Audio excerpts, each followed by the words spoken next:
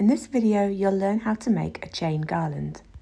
Now, we've all made paper chain Christmas decorations as children, but this time you're going to use your scrap fabrics. You'll need double-sided fusible interfacing like bonder web and a selection of scrap fabrics. Begin by ironing your fabrics and sort them into piles of different colours. You're going to take a rectangle of interfacing and make sure the glue side is placed up. I like to pin mine to a felt pad to stop the ends from curling.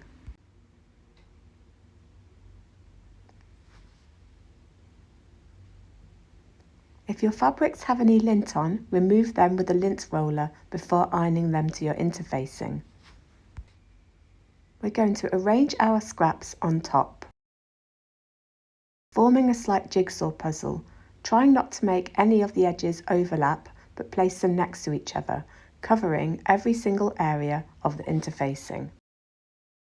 This is perfect for those little square samples that you often receive from fabric companies. I've decided to stick with a warm colour scheme for this side. Don't worry too much about placement, it's going to get cut into strips. This is the one time where I'm quite happy to use lots of different pattern fabrics.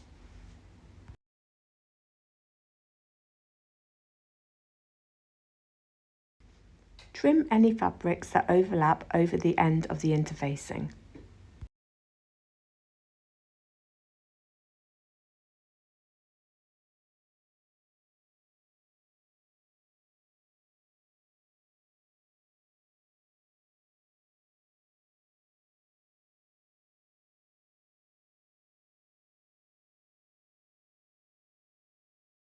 Once all your fabric pieces are in place, you're going to take a hot iron and gently iron them. The heat from the iron will melt the glue and fuse the fabric to it. Each time you move it, lift it up and place it back down to avoid moving any of the fabric squares before they're stuck down. Turn it over and do the same from the other side to really make sure the glue is melted. Take your time to do this to make sure it's done properly.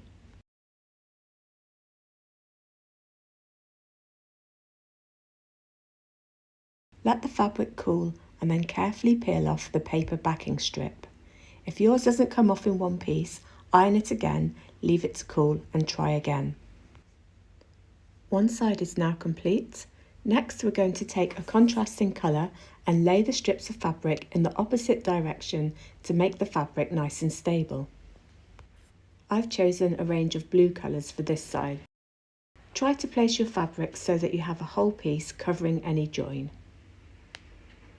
And again, don't overlap your fabrics, place them side by side. Any areas that overlap will not touch the interfacing, so there'll be no glue to stick it down.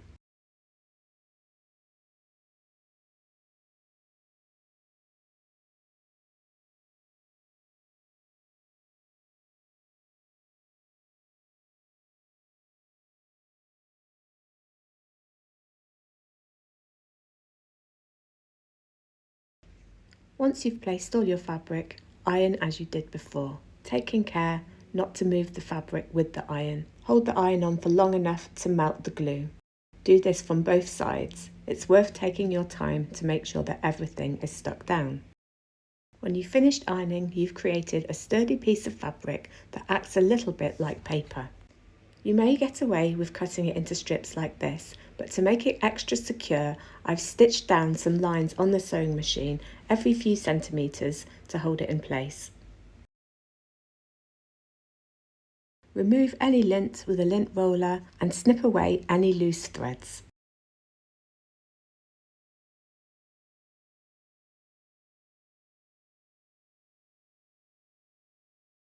Next, we're going to square off the fabric to make it easier to cut into strips.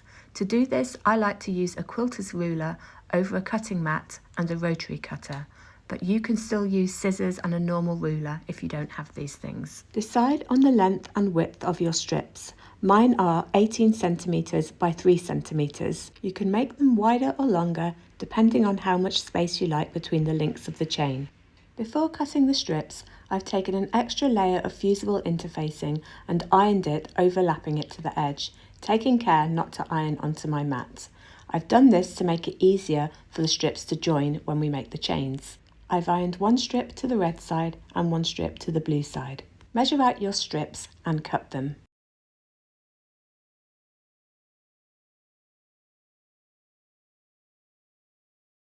When you've cut all your strips, it's time to build your chain. Organise the colours in the order you'd like to use them. Half of my strips will have the blue on the outside and the other half will have the blue on the inside. Bring the long ends of your chain together and iron, overlapping the interfacing. Peel off the backing strip and then hide the join with another scrap of fabric in similar colours. Iron this into place to stick down and you have built your first chain.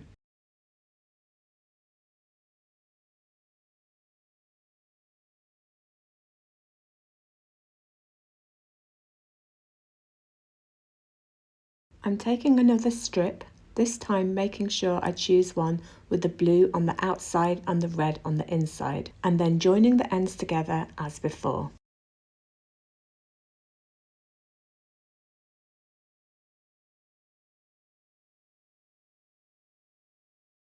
Repeat this process for as long as you'd like to make your chain. As I build the rest of this chain, I'm thinking about the different uses I could have for this fabric. I've certainly got plenty of scrap fabrics to use up. Maybe think of other paper crafts you did as a child. They would make lovely fabric collaged Christmas cards, for example, or maybe something even more 3D. Let me know in the comments if there's something you'd like to see me make with this technique.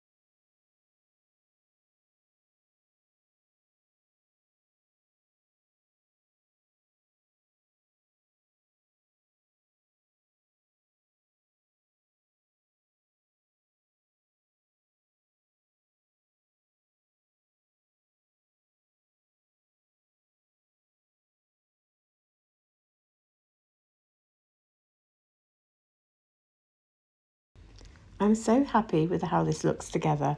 I love the look of the frayed edges and I'm really pleased to have made use of all the pattern fabrics that I wouldn't normally use in my practice. I'm quite excited about the possibilities of trying this technique for other things.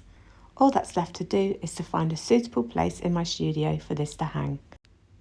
Do let me know if you decide to make one of these yourself, and if you found this useful, please like and subscribe, it really helps me as a creator.